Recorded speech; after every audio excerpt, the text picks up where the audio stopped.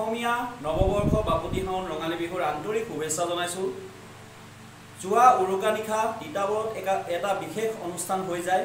সেই অনুষ্ঠানটো উদ্যোক্তা তিতাবৰৰ কেইবাটাও দল সংগঠন মিলি পানি সেই অনুষ্ঠানটো আয়োজন কৰে আৰু সেই অনুষ্ঠানত উপস্থিত থাকে অসমৰ জনপ্ৰিয় কণ্ঠশিল্পী সুভাষণা কলিতা, কেইবাজনো গায়ক উপস্থিত থাকে আৰু লগতে বিহু দলকে ধৰি কেইবাটাও দলীয় নৃত্য তাত অংশগ্ৰহণ কৰে। আহক আমি সেই অনুষ্ঠানটো আপোনালোকক দেখাবলৈ লৈ যাম।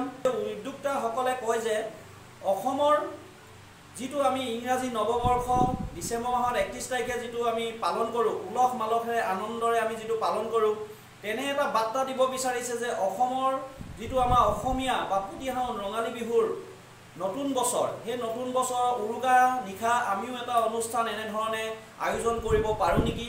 এটা ব্যতিক্ৰমী অনুষ্ঠান তেওঁলোকে আয়োজন কৰিছে আৰু সেই অনুষ্ঠানত এটাই বাৰ্তা দিব বিচাৰিছে যে অসমৰ সকলো জনগোষ্ঠীয়ে সেই অনুষ্ঠানটো আয়োজন কৰক আৰু অসমীয়া বছৰটো আনন্দৰে উলহ মালহেৰে উপভোগ কৰক।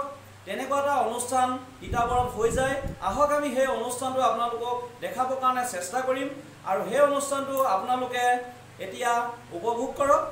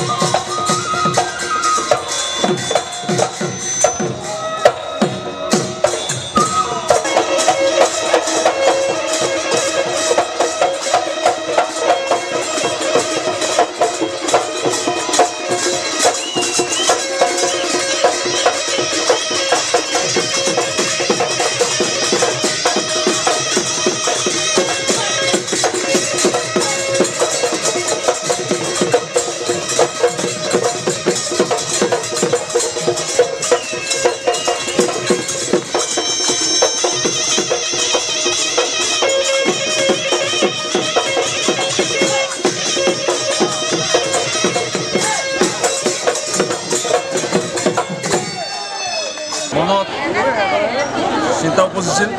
আমাৰ চিন্তা আছিলে যে আমাৰ যেতিয়া ইংৰাজী 31 ডিচেম্বৰ আহে, আমি ইংৰাজী 1 জানুৱাৰী পালন কৰিবৰ কাৰণে বা আদৰণি জনাবৰ কাৰণে 31 ডিচেম্বৰৰ নিশা আমি উজাগৰে থাকোঁ।